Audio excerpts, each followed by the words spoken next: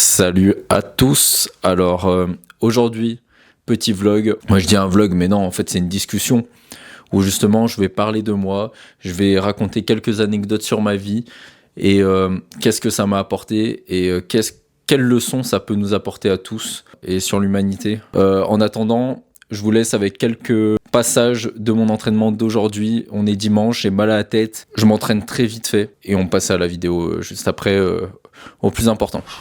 Just take a look at the drip. You boys don't get fired in this. Roll a dope, yeah, I'm high as a bitch. Wait, it's lit. Get that little bitch a little tip. Now she wanna suck on the dick. She wanna catch all of the drip, drip, drip. Pull up and I'm loading the clip. New bitch, yeah, stay on my hip. Niggas talking, they not with this shit. Catch a body, you might just get hit. But lately been all about drip. Alors attendez, je suis un peu essoufflé là, je sors de mon entraînement que je viens de faire. En plus j'ai un mal de tête. On va parler de son entourage, notre propre entourage, à quel point ils sont nocifs sans même qu'on le sache et sans même qu'ils le savent. Ils le sachent. Je sais même pas parler les gars, je suis un peu un triso. Personnellement, à partir de mes 18 ans, je suis parti totalement en couille. Je fumais jusqu'à 30 joints par jour pendant des années. Voilà, maintenant je fume plus, je bois plus, etc. Vu que j'ai toujours été sportif, et ben c'est pour le sport aussi, en plus de l'anxiété que ça me procurait, de la paranoïa, parce que moi j'ai toujours été très conscient de comment je suis toujours à travailler sur moi-même. Je pense que c'est le fait que je sois fils unique. Donc je suis tout le temps en lien avec mes pensées, tout le temps seul, tu vois, je suis dans ma bulle. Du coup, je change et mes amis autour de moi ne changent pas. Donc vu qu'ils ne changent pas, je les vois moins et quand je les vois, de plus en plus, je vois mon pote là, celui que je vous parle depuis le départ, même si j'ai beaucoup parlé de moi, il devient alcoolique, quoi. Le mec, il boit, il commence à boire beaucoup, tu vois. Il y a eu des problèmes dans sa vie que je vais pas énumérés, mais c'est vrai que c'est des gros problèmes entre guillemets familiaux, parce que c'est pas ses parents, mais c'est avec sa copine et voilà, une enfant qu'il a peut-être, etc. Mais bref. Et ce mec-là, il a commencé à boire, etc. Alors que, tu vois, c'est un homme en or de base. C'est un mec, je sais, de base, qui a pas forcément énormément d'empathie, qui est un peu narcissique, etc. Mais c'est un mec, quand tu l'as dans ton cœur, quand il t'a dans ton cœur plutôt, et ben il est là pour toi à balle, tu vois. Vraiment, c'est un mec en or dans le fond. J'ai jamais vu faire vraiment du mal à quelqu'un, etc. Et il s'est mis à boire et petit à petit, en soirée, parce que on se voyait qu'en soirée, parce que moi je bossais, etc. Et puis j'avais ma vie carrée avec ma copine, etc. Et ben de plus en plus, il devenait violent. Dans la soirée, tu sais, on joue à Rocket League, tu marques un but contre lui, genre on fait un 1 contre 1, boum, tu vois, il va te mettre une grosse patate comme ça dans le bide, genre il a vraiment la haine contre toi. Donc tu lui dis arrête et tout, machin. Ça commençait comme ça, à plusieurs soirées, plusieurs reprises, ça s'est passé comme ça. Et en fait, ça s'est exagéré au fur et à mesure des années. Et ça, je vous parle de la première fois où il a agi comme ça à peu près. C'était il y a 3 ans et demi.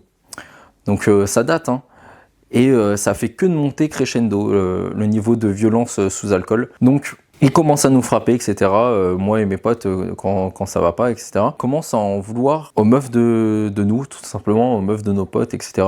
Et à chaque fois qu'il y a une meuf sous alcool, genre il essaye de l'embrasser ou il boit de l'alcool comme ça, il garde dans sa bouche et il crache tout sur la meuf. Tu vois, des trucs comme ça, des trucs de barjo, quoi. Voilà, nous on essaye toujours de lui expliquer ce qui va pas, etc. Mais à chaque fois qu'on lui en reparle, quand on le revoit, il dit « Ah mais j'étais alcoolisé, je m'en rappelle même pas, etc. » Et on s'est dit, à force, tu vois, au bout de 2 ans, où on fait que de lui dire « Ouais, il s'est passé ci, il s'est passé ça en soirée, etc. » Ou alors il va chercher la merde à des gens. Le mec, il s'en rappelle pas, quoi, il nous dit. Alors on se dit, 30 soirées en 2 ans où il se rappelle pas, c'est pas possible, tu vois. Le mec, il ment, tu vois. Au bout d'un moment, on s'est dit ça, surtout moi. Et eux, vu que c'est un ami d'enfance, on le côtoyait tous les jours, mais vraiment tous les jours, on se voyait pendant plusieurs années. Il y en a beaucoup qui se sont dit plutôt que, non, il a un problème, mais ça va se régler, etc. Mais non, ça s'est jamais réglé. Le mec, il est complètement piné, tu vois. Ce mec-là, avoir fait des soirées avec lui, tout ça, j'ai perdu un temps énorme de ma vie à essayer de raisonner un mec qui ne pourra jamais être raisonné. En gros, pendant 3 ans et demi, j'ai essayé de raisonner un mec qui nous frappe à toutes les soirées. Je sais pas si vous vous rendez compte, hein, vraiment. Parfois, il arrive à côté de toi, il marche, boum, tu vois, il te met un uppercut dans le bide et ça fait super mal, tu vois. Et c'est un mec, il est petit en taille, tu vois, il fait 1m70 et c'est un roc, tu vois. Il est dur, il est musclé, tu vois, il est sec, il est dur. Et je te jure, quand il frappe, ça fait bien mal. Il a des avant-bras comme ça, le gars. Comme un large trou de balle, tu vois ce que je veux dire. Et ça a commencé à...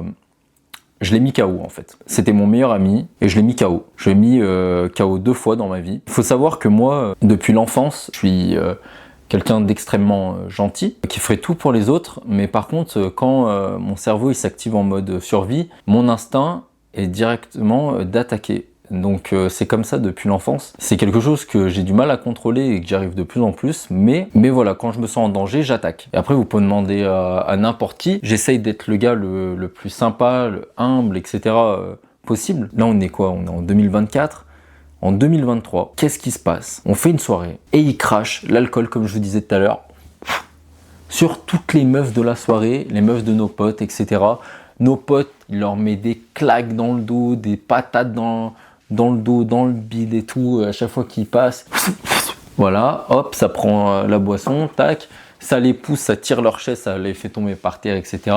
Mes potes, ils vrillent tout sur lui, ils l'embrouillent et tout, mais bon, ils le frappent pas, tu vois, ils sont sympas.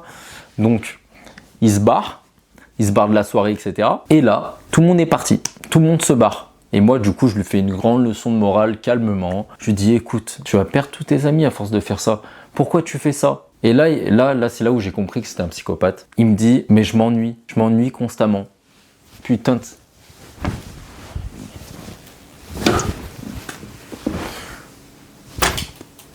Une punaise. Là, j'ai mis une claque, je pense à elle est dead. Il me dit, c'est là où j'ai compris que c'était un psychopathe du coup. Je ne ressens rien. En soirée, je m'ennuie à mourir. J'ai besoin qu'il se passe quelque chose d'intéressant. Il me dit ça. C'est d'un air un peu, pas triste, mais un enfant, tu sais, qui se fait engueuler, qui dit ça à son père, tu vois. Et moi, je lui dis, mais mec, c'est que quand tu bois ou c'est tout le temps? Il me dit, non, je bois pour qu'il se passe quelque chose en moi, pour que je ressente des trucs. Et là, je me dis, ah ouais, c'est typique d'un psychopathe. C'est un mec qui ressent très peu, il a besoin d'adrénaline tout le temps, ou même dans la vie de tous les jours. Moi, je l'ai déjà vu monter, tu vois, vers chez lui, il y a des remparts. Du coup, chez lui, ce que je disais, c'est que chez lui, c'est une ville médiévale, et en gros, tout en haut des remparts, il monte sans sécurité, sans rien, c'est des pierres qui tombent, etc. Et du coup, c'est un mec qui a besoin d'adrénaline, etc. Qu'il fait ça pour ressentir quelque chose. Je me dis, ce mec, je le connais depuis gamin, ça doit pas forcément être un gros psychopathe, etc. C'est juste que il a besoin d'adrénaline et à force de boire, il perd un peu notion de la réalité, etc. De ce qui se fait, de ce qui se fait pas. Du coup, après ça, on se met à jouer à des jeux vidéo, etc. On passe une soirée tranquille, j'ai réussi à le calmer, à le raisonner. On a beaucoup parlé, surtout moi, pour essayer de lui faire comprendre les choses, etc. Surtout que là, il est alcoolisé, et quand il est alcoolisé, il agit vraiment comme un enfant de 7 ans. On joue, etc. Et à un moment, tu vois, il y a mon verre d'alcool qui est sur la table. Donc, on recommence à boire, etc. On passe une bonne soirée. Puis on parle, et moi, je vais vers la table à manger. Je prends mon verre, comme ça, je bois, je le pose. Il faut savoir que la table est en verre et c'est une table à manger, donc c'est une grande table, on est debout et lui il est là à côté de moi. Il est là, il me prend mon verre qui est sur la table un peu plus loin et il boit dans mon verre et je fais mais t'es sérieux de boire dans mon verre? Et après il repose le verre et après il me fait un truc trop chelou et en fait il veut me provoquer, je crois il se remmerde, tu vois. Il me tape dans le bide et après il me touche le sgeg. Je te jure, il me tape dans le bide comme ça, il est là, comme ça. Tu vois, là je me baisse un peu pour que vous voyez, mais il est pas plié comme ça, il est droit. Il tape dans le bide, et après il fait comme ça, il me touche le sgeg, le mec. Là je me dis, il a un sérieux problème. Et je lui dis, mais qu'est-ce que tu fais? T'es pédé ou quoi? Mais putain, mais t'as pété un câble, gros. Oh, tu veux faire chier tout le monde et tout. Tu sais, je commence vraiment à m'énerver, à lui dire, mais gros, t'es niqué. Déjà, tu me frappes, et après tu me touches le sgeg. Mais gros, t'es un barjot, tu vois. Je lui dis, t'es un piné. Arrête tes conneries, tu deviens fou, tu vois. Avant, t'étais tout à fait normal, tu commences à devenir complètement fou, tu vois, je lui dis. Et là, pendant que je lui dis ça, il prend mon verre sur la table, il boit et il me crache à la gueule en même temps. Donc ce que je fais, c'est que je l'ai pris, je l'ai poussé et je lui ai mis un high kick dans la tête et je l'ai mis KO. Donc big relation toxique. Hein. Je vous dis, dans l'histoire, moi aussi, je suis un peu toxique parce qu'au final, c'est moi qui le frappe, etc. Et puis ça lui endommage le cerveau. Hein. Donc voilà, grosse relation toxique entre deux meilleurs amis. Quand vous avez des relations toxiques, ça peut aller très loin. Comme ce cas-là. Et c'est même pas fini, les gars. Il tombe sur sa table en verre, ça pousse la table et il tombe instantanément, quoi. Il tombe comme une merde, comme ça. Je vais pour aller en bas et pour le refrapper, parce que j'ai vrillé. Je prends par le col, tu vois. Comme ça, et sa tête, elle fait comme ça. Tu vois, avec les yeux blancs et tout. Et je fais, oh putain, dans ma tête, tu vois. Là, je capte. Et je le secoue comme ça, et je lui ai mis une petite claque. Et là, il commence à se réveiller, tu vois, le mec. Avec l'alcool, je pense que ça met plus facilement KO, je sais pas, mais c'est vrai que je lui ai mis un bon high kick. Mais bref. Faut savoir que les pires trucs, il les fait à moi. je pense, c'est parce qu'il sait que je réagis violemment et je pense qu'il a besoin d'adrénaline justement. Il se relève, je le relève en même temps, je l'accompagne sur le canapé parce qu'il a du mal à marcher et tout. Et on finit la soirée, je lui dis ouais bon gros je vais devoir partir. Je reste un moment avec lui, genre 30 minutes, 1 heure, histoire de voir s'il va bien. Je lui fais des exercices comme combien j'ai de doigts, etc. Récite, dis ton nom de famille à l'envers, épelle-le à l'envers, etc. Donc pour voir si tout va bien en termes de dégâts au cerveau. Ensuite, je le vois plus pendant à peu près 6-8 mois. Et nous voilà en 2024. Cette année, c'était mi-année, c'est-à-dire juillet, et je recommençais à le voir depuis à peu près 4 mois, tu vois. Et tout se passait bien, il avait recommencé le sport, il s'était mis au skateboard. Moi, je me suis dit, bah super, tu vois, il a diminué fortement la fume, parce qu'il fumait toujours, tu vois. Il buvait quasiment plus, il buvait des bières en soirée, etc. Parfois du whisky en soirée, mais ça va. Mais pas en journée. Tout va bien, mais pas longtemps. Il se passe une soirée, ça faisait 1 mois à peu près, qu'il allait plus s'entraîner, qu'il sortait plus de chez lui, qu'il fumait des joints, même 1 ou 2 mois, qu'il recommençait à boire. Le truc c'est que bah voilà, nous on lui en parle, moi et mes potes, on le connaît depuis longtemps, donc on lui en parle et tout, et moi en fait si à chaque fois je reviens le voir et je reviens vers lui, c'est parce que j'apprends qu'il s'est remis en main, que tout va un peu mieux pour lui à chaque fois que je le revois, tu vois. Et puis vu que c'est un ami d'enfance, j'ai du mal à ne pas le revoir ou etc. Moi je me dis j'espère qu'il va bien, ce qui est normal en tant qu'ami. Même s'il s'est passé tout ça, et c'est ça que vous comprenez pas, parce que les gens, vous confondez la violence et la haine. Il n'y a pas forcément l'un et l'autre. Tu vois, sur le moment je suis violent, sur le moment peut-être je suis en colère, mais cette personne, tu l'apprécies toujours. C'est comme quand tu t'embrouilles avec ta meuf. Tu t'embrouilles avec ta meuf, tu peux l'insulter, elle peut t'insulter. Au final, vous êtes en colère sur le moment, mais vous êtes en colère contre elle ou elle contre vous, parce que justement, vous vous aimez. Et ben c'est un peu pareil. Voilà, on a refait une soirée en juillet 2024. Ce qui s'est passé, c'était fatidique. Toute la soirée, je vous dis bien toute la soirée, dès qu'il a commencé à boire de l'alcool, toute la soirée, il m'a frappé, embêté. Ils ont commencé à faire de la lutte, parce que moi, cette année-là, je faisais du MMA. Donc ils ont commencé à faire de la lutte, lui et un autre pote à moi. Mais mon autre pote, il était plus dans le délire, mais ce gars-là que je parle là depuis le début de la vidéo, il était vraiment dans un délire de qui est le meilleur, tu vois. Parce que comme je vous ai dit au tout début de la vidéo, il est narcissique. On fait de la lutte, etc. Donc ils se mettent à 2 contre moi, etc. Machin. Mais je ressens vraiment une envie de vaincre, etc. Et quand je le maîtrise, il me dit ouais t'as été trop violent, etc. Alors que quand c'est lui, bah il me frappe toute la soirée dans les abdos, je lui dis d'arrêter, mais il me dit ouais mais on s'en fout, c'est pas grave, c'est pas dans la tête, etc. Donc moi je lui dis bah écoute, j'ai pas envie de me battre tout court, j'ai pas envie qu'on se donne des coups, pour moi c'est pas en lien avec l'amitié, tu vois. Il continue quand même, et toute la soirée il me dit viens on se bat, viens on va en bas, on sort de l'appart et on se bat. J'ai dit si tu veux te battre, on se bat maintenant, mais moi j'ai pas du tout envie de me battre contre toi. Je sais pas pourquoi tu fais que de me dire ça toute la soirée. Il était alcoolisé, tu vois, mais pas énormément. Et c'est ça qui est impressionnant. C'est qu'en fait, le mec, dès qu'il boit une goutte d'alcool, il switch. Et c'est comme si c'était un prétexte pour devenir la personne qu'il a envie d'être, tu vois, réellement, et qu'il l'est réellement. Parce que, je suis désolé, tu bois ça d'alcool, tu switches pas comme ça normalement de personnalité, quoi. Donc c'est comme si au fur et à mesure de toutes ces années, c'était devenu le prétexte de ah merde j'ai bu, j'ai oublié ma soirée, je suis désolé pour ce qui s'est passé, etc. Mais bref. Et toute la soirée, voilà, il se passe ça, il me dit ouais viens on se bat, je dis non, j'ai pas envie de me battre, et après il me tape dans les abdos, je dis arrête putain ça casse les couilles.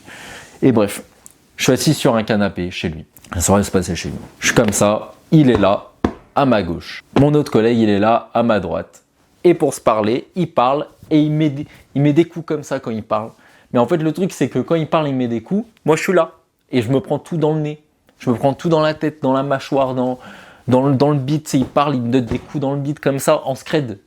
Tu vois, le mec, c'est vu qu'il fait des gestes comme ça. Mon pote qui est à ma droite, il capte même pas. Et le truc, c'est que moi, j'en ai marre. Je commence à lui dire, ouais, gros, là, j'en ai marre. J'ai pas trop gueulé comme là, je suis en train de faire. Je dis, ouais, là, j'en ai marre. Je me lève. Et au moment où je me lève, lui, il est là. Et bah, il me met une patate dans la colonne vertébrale. Et oui. Et du coup, instantanément, je me retourne. Et par pulsion, pareil, mais essayez de comprendre. J'espère que vous comprenez. Je me retourne et je lui mets... Et tout ça, c'est sur C'est sur 3-4 ans, hein, je vous dis. Hein. Donc là, il me met une patate dans la colonne vertébrale, et là, instantanément, bah, je réfléchis même pas, quoi. Il m'a énervé toute la soirée et tout, et c'est comme ça, c'est parti d'un coup, je me retourne. Là, c'est comme si le canapé, il était là. Je suis à peine debout, comme ça, je me lève, tu vois. Boum, je me prends, je me retourne, et je mets un crochet comme ça. Bah déjà là, je l'assomme un peu, on va dire. Donc, il se prend la patate comme ça, il fait oh. Tout le monde lui dit ouais, t'as cherché et tout, là gros, c'est normal. C'est normal ce qui t'arrive, tu vois. C'est normal, tu te prends une patate, tu vois. Tout le monde lui dit ça. Et là, tu vois, moi je suis en train de lui dire gros, je suis désolé, je suis vraiment désolé, mais là tu m'as mis une patate dans la colonne vertébrale. Tu sais pas à quel point c'est dangereux, ça fait super mal. Ça m'a Puis tout à l'heure, tu me frappes, tu fais chier, tu veux faire de la lutte et tout. Moi, je te dis non, non, non, tu forces et tout. C'est insupportable, t'es insupportable. Et là, il me dit, en tout cas, tout ce que je sais, c'est que tu tapes comme une grosse tapette. Et là, il a dit ça et je sais pas pourquoi. Là, c'est l'ego qui parle, je sais pas ce qu'il m'a pris. Là, je lui ai mis une patate de toutes mes forces. Voilà, je lui ai mis le crochet de ma vie. Et je pense que c'est toutes ces années qui ont suivi, tout ce qu'il a fait. Il faut savoir que moi, j'étais avec une meuf. Et il faut savoir aussi que il a poussé et mis à terre ma meuf. Il y a 2 ans auparavant de cette histoire, tu vois. Parce que elle lui a dit mais c'était con, tu sais pas compter, tu vois, je crois, un truc comme ça, juste un truc tout con comme ça. Il s'est levé, il l'a pris, il l'a secoué, il l'a jeté par terre. Et moi, je lui ai dit, ouais, assis-toi et tout, il s'est assis. Et nous, on s'est barré après, mais bref. Et tu vois, moi, je pense que c'est cette haine sur 3-4 ans. Et je lui ai mis la patate de ma vie, je lui ai mis le crochet de ma vie, le crochet du droit. Je l'ai assommé complet, il pouvait plus bouger. Il était allongé pendant 4 heures à peu près, il s'est même endormi, il ronflait après. Sa tête, elle était méconnaissable. En une patate, j'ai mis vraiment toute mon aura dans cette patate et j'ai mis 3 semaines d'ITT.